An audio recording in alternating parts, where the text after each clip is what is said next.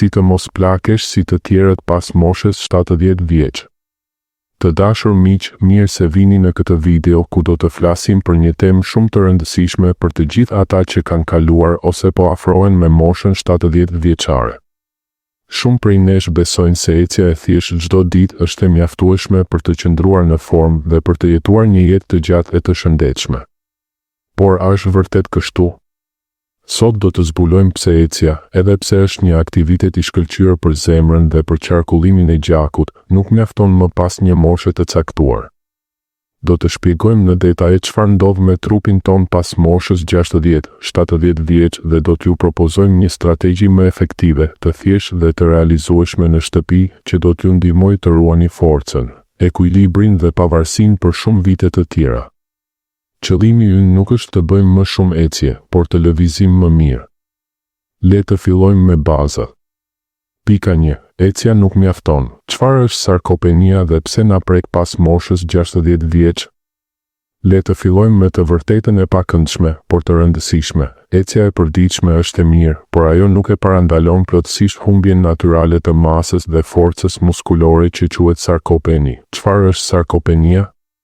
Është procesi gradual ku muskujt tan humbasin masë, forcë dhe funksion me kalimin e moshës. Kjo humbje fillon ngadalë nga mosha 30-40 vjeç, por përshpejtohet ndjeshëm pas moshës 60 vjeç. Çdo vit pas kësaj moshe mund të humbasim deri në 1-2% të masës muskulore nëse nuk marrim masa. Pse ndodh kjo?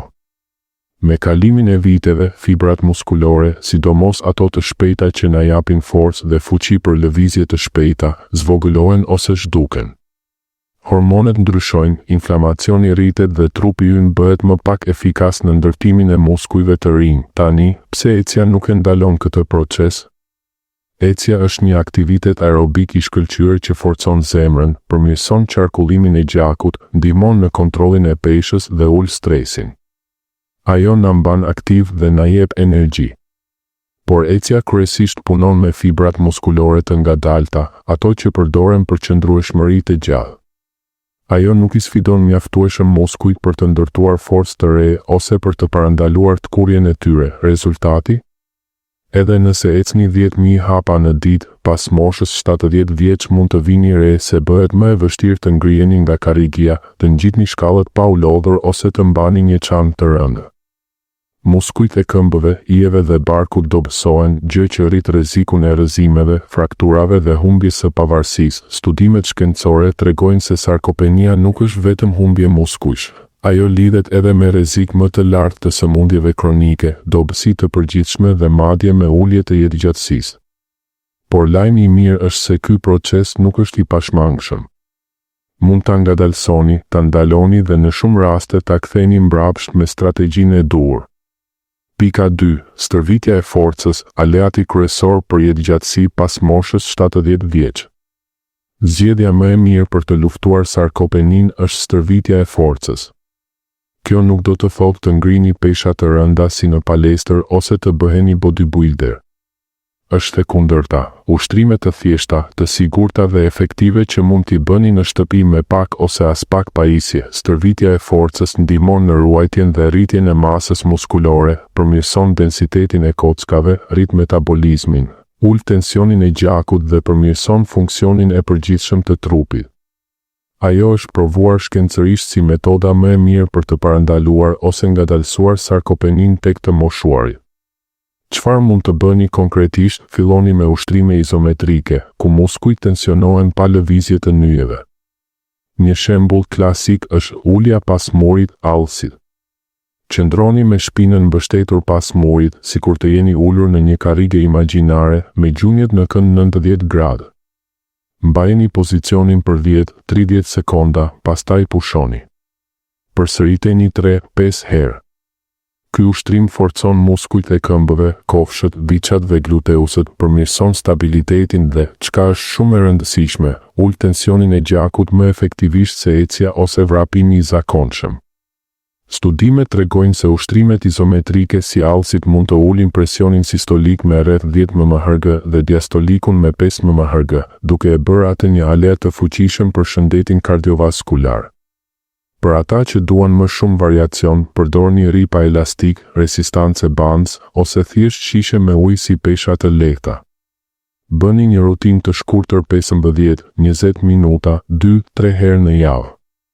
Shembuj ushtrimesh, squats me band, ulje ngritje me rezistencë.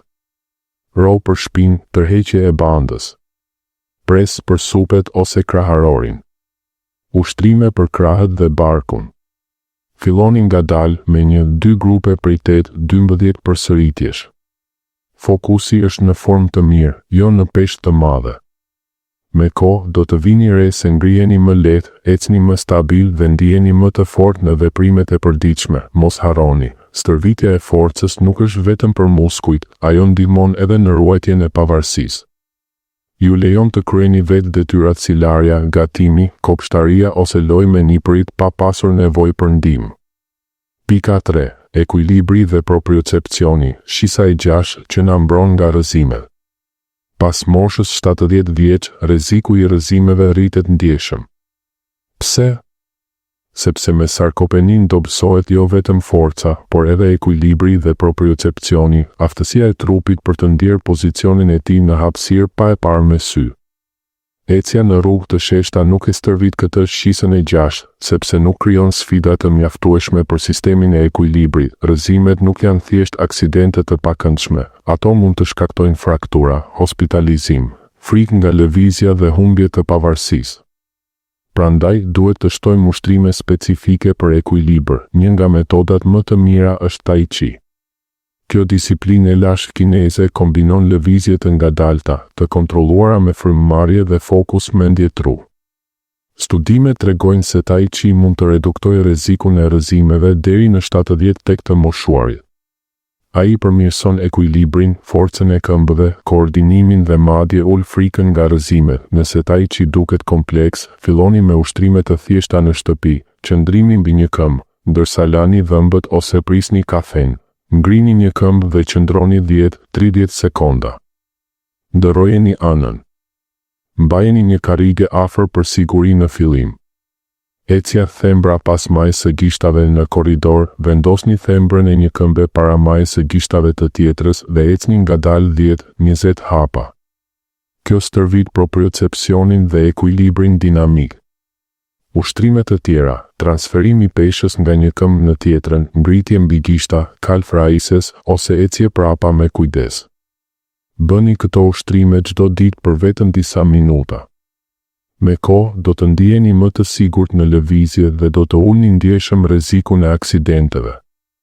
Pika 4. Mesazhi përfundimtar, lëvizni më mirë, jo më shumë. Përfundimisht, qëllimi nuk është të bëni më shumë ecje ose të lodheni pa nevojë. Qëllimi është të lëvizni më mirë. Duke shtuar pak stërvitje forcë 2-3 herë në javë, ushtrime ekuilibri çdo ditë dhe duke imituar lëvizjen natyrale të zonave blu, ju mund të ruani muskujt, forcën, ekuilibrin dhe pavarësinë për shumë vite. Kjo strategji ju ndihmon të jetoni pa dhimbje, të kryeni veprimet e përditshme me lehtësi dhe të shijoni jetën me nipërit, miq dhe familjen. Nëse ju pëlqeu kjo video, mos harroni të pëlqeni, të komentoni se çfarë do të provoni së pari dhe të abonoheni për më shumë këshilla praktike për shëndet dhe jetëgjatësi. Faleminderit që ishit këtu. Lëvizni mirë dhe qëndroni të fortë. Shihemi në videon tjetër.